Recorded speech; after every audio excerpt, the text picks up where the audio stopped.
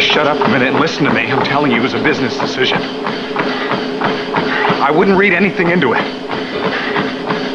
Why don't you ask him yourself? No comment. Goodbye.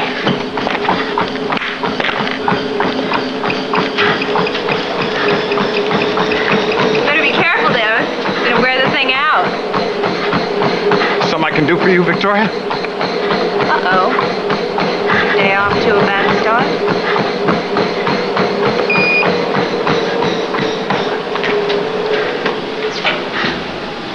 You know,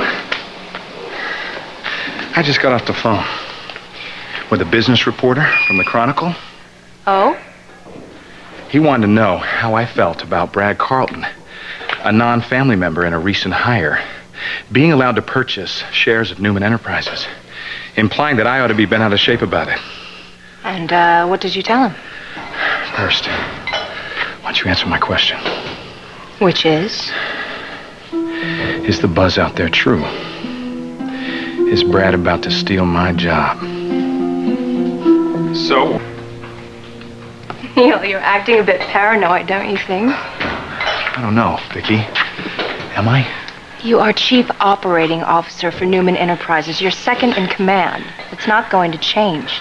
Then why do I get the feeling that somehow Brad has managed to climb He's right over helping me to launch the new cosmetics line. Oh, yeah, like Attila the Hun helped the Romans. All right. The man is opinionated, I'll give you that. But it's just one project in one very specialized division. You oversee operations across all divisions, both here and abroad. Financial, technical, industrial, real estate. It's apples and oranges, Neil. You know, that right there, that sounds really good on paper. Why are you having these doubts? How many reasons do you want? Suddenly, Brad has become your most trusted advisor. He now owns a piece of the company. A relatively small piece, It Neil. doesn't matter. My father felt, and I agreed, that it was the best way to handle the situation. Yeah, the situation being a conflict of interest that never should have been tolerated in the first place. You know, I'm trying to remember the last time I've seen you so upset. You've always been such a team player. Too bad that's not what gets you rewarded at Newman Enterprises. I'm sorry, Neil. I'm sorry if you feel that you've been unfairly treated, but that was never my intent. Tell you what, Victoria. If you really mean that, I'll give you an easy way to make it up to me. Okay, Ashley.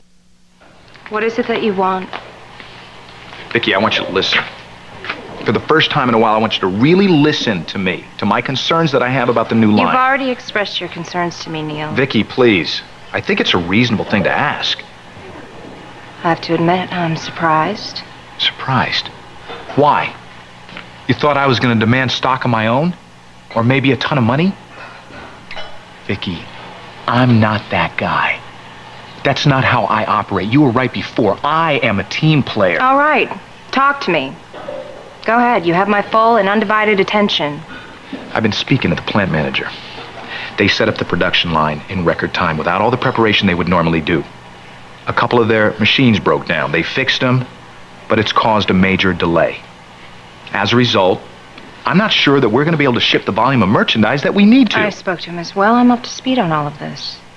And? And he assured me that an on-time delivery to the stores won't be a problem.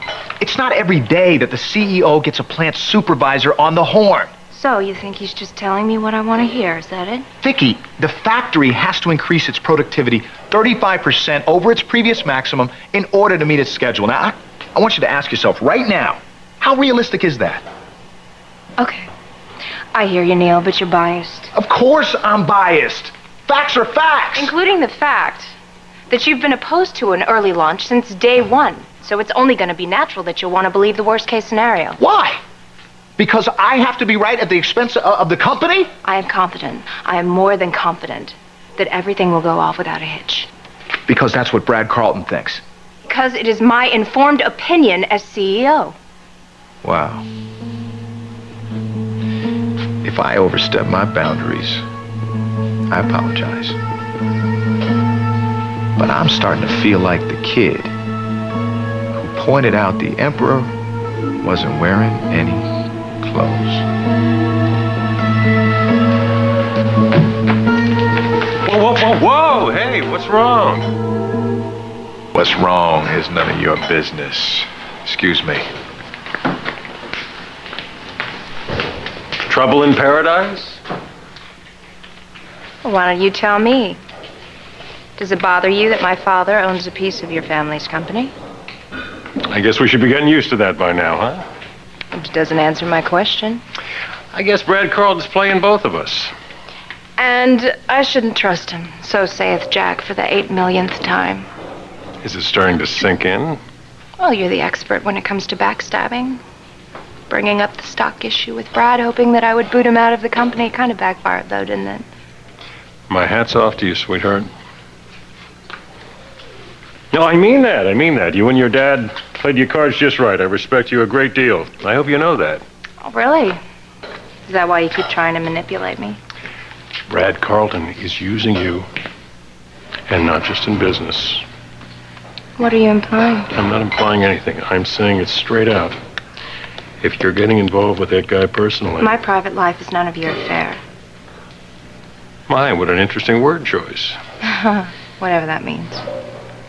It means I care about you. I don't want to see you get hurt. Exactly how is Brad using me? How is he supposedly going to devastate me? Okay, for starters, if he cared at all about your feelings, he'd divorce Ashley.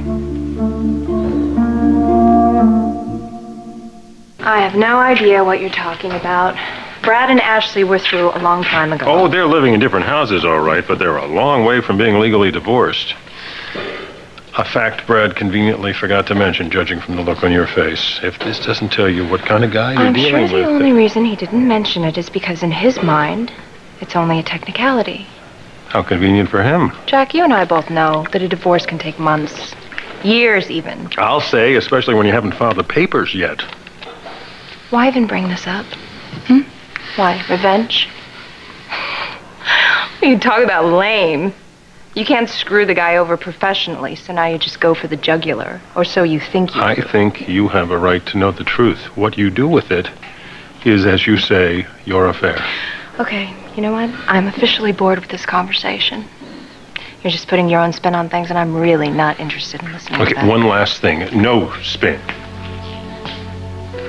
You deserve a hell of a lot more.